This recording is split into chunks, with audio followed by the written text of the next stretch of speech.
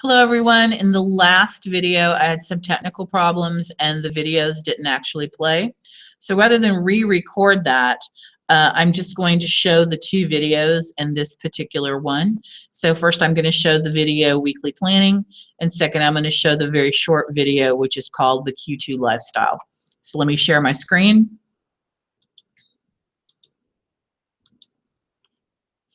Here's weekly planning.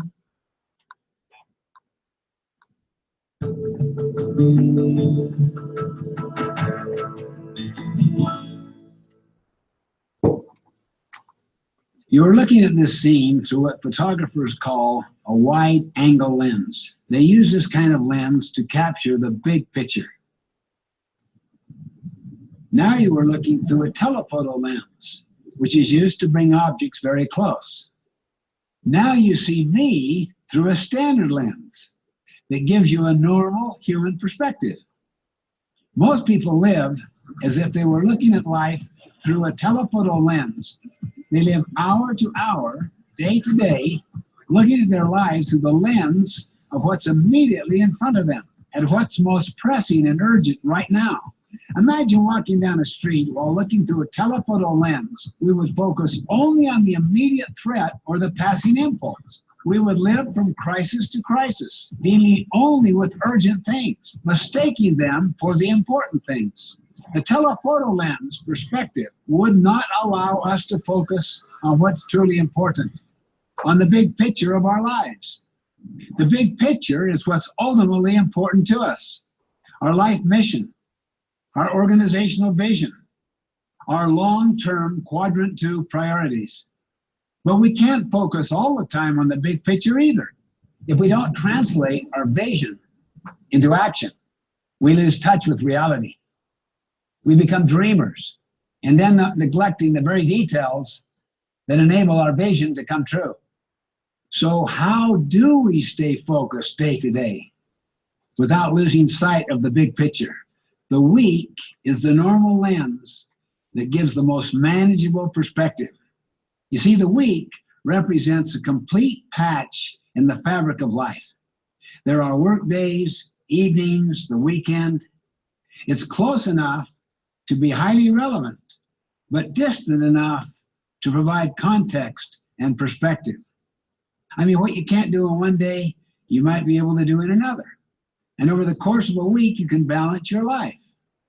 If you were to ask me, what single practice would do more to balance your life and increase your productivity than any other, it would be this: plan your week, each week, before the week begins.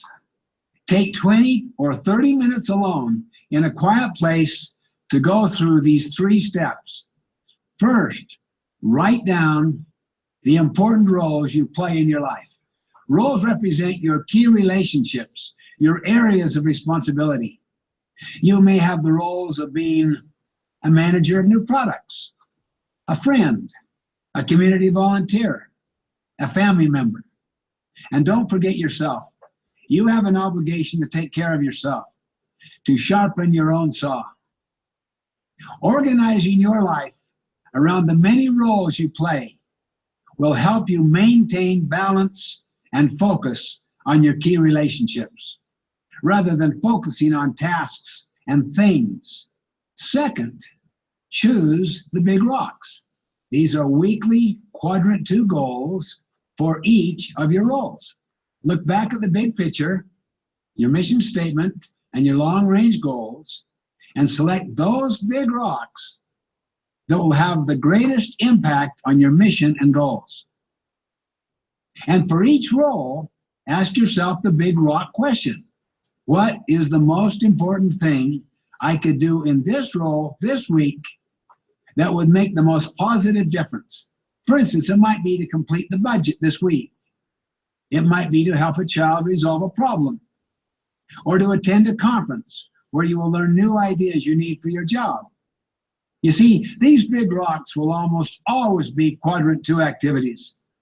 In essence, you're creating your quadrant 2 plan for the week so that your highest priorities don't get pushed aside by the urgent. Finally, schedule the big rocks. Block out time now in your calendar for those big rocks before the week fills up with other activities. Then schedule your other activities around the big rocks. I once asked the managers of a struggling shopping center the big rock question. What one thing could you do that you absolutely know would have a significant positive impact on your business? Their answer was unanimous and immediate. Improve their deteriorating relationships with their tenants.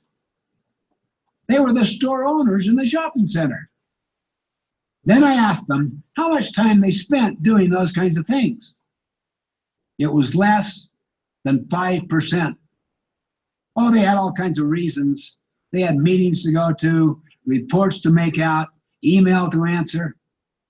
So you know what they did? They set up a goal to spend 1/3 of each week activity helping store owners with their problems. After about a year and a half, the effect was dramatic and profound. The numbers went up and they had a waiting list for new tenants. This is the power of putting first things first every week. These quadrant 1 and quadrant 3 things that creep into your schedule won't overpower the more significant quadrant 2 things. Once you've scheduled your big rocks for each week, then each day you can zoom in and prioritize your daily tasks and appointments. You see, with the right process and the right tools for weekly planning, literally, you can organize and execute every week of your life around your deepest quadrant 2 priorities. You will spend your time on those things that matter most, never losing that big picture perspective that makes your life so rich and so meaningful.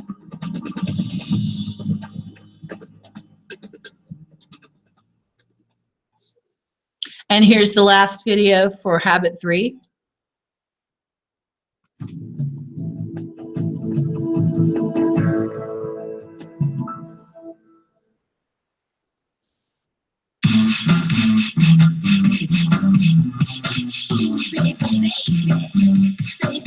What's going on? We don't know how many converters we have in stock. We don't know where our trucks are, and no one knows where Mackler is. 6,000 converters? Touch your right 4 eggs at 9. Mackler, where are you? In the airport.